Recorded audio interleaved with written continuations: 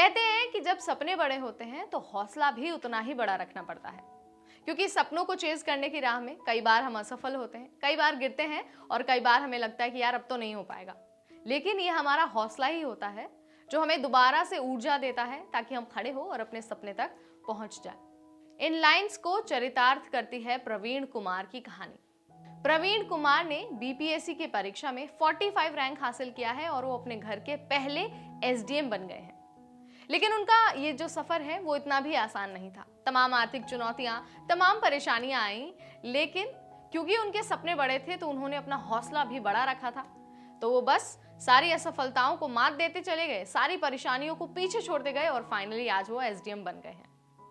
प्रवीण कुमार का एसडीएम बनने तक का सफर कैसा है, इस बारे में आज इस वीडियो में चर्चा होगी। तो चलिए शुरू करते हैं।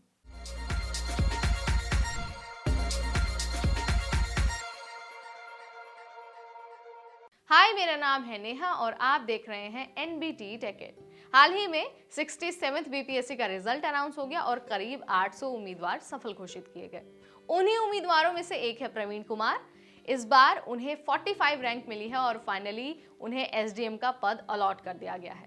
प्रवीण कुमार समस्तीपुर जिले के रहने वाले हैं और उनके पिता दूध बेचने का काम करते हैं। इसके साथ ही घर का खर्च चलाने के लिए उनके पिता खेती का भी काम करते हैं।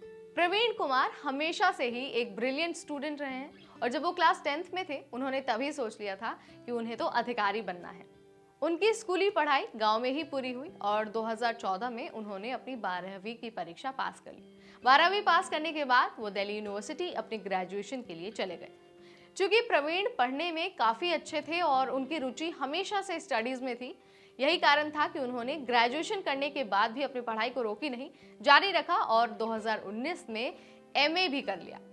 उनका एकेडमिक करियर तो बहुत अच्छा चल रहा था, लेकिन 2019 वही साल था जब एक एक्सीडेंट के दौरान उन्होंने अपनी मां को खो दिया। लेकिन इस पर्सनल लॉस के बाद भी प्रवीण के हौसले जरा भी नहीं डगमगाए। उन्होंने इस दौरान भी तैयारी की और बस परीक्षा में लगे रहे। उन्होंने इससे पहले 2 अटेम्प्ट भी दिए, लेकिन उन्हें दोनों ही अटेम्प्ट में असफलता मिली। लेकिन अपने दोनों असफलताओं से उन्होंने हार नहीं मानी। तीसरी बार फिर से तैयारी की, लेकिन इस बार उन्होंने अपनी गलतियों पर काम किया, पेपर पैटर्न को अच्छे से समझा और अपनी जो तैयारी की स्ट्रेटेजी है उसमें बदलाव किया। और नतीजा तो आप देख ही रहे हैं कि उन्होंने इस बार 67th बीपीएससी एग्जाम में 45 रैंक हासिल कर ली है। वो परीक्षा की तैयारी करते समय अपने पिता की सलाह भी हमेशा लेते थे। उनका मानना है कि आपको अपनी गलतियों से सीखना चाहिए, गलतियों को दोहराना नहीं चाहिए।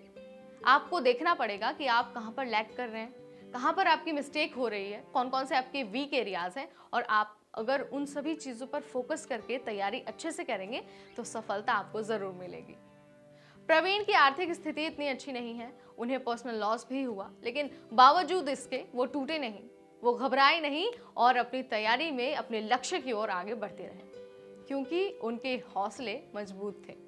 प्रवीण की कहानी हमें ये बताती है कि अगर सपने बड़े देखे हैं ना तो हौसले भी बड़े रखने पड़ेंगे, क्योंकि कई बार आपके सफ़र में तमाम तरह की चुनौतियाँ आएंगी, आर्थिक चुनौतियाँ आएंगी, आपको पर्सनल लॉस भी हो सकता है या फिर किसी भी तरह की समस्या आपके सामने आ सकती है।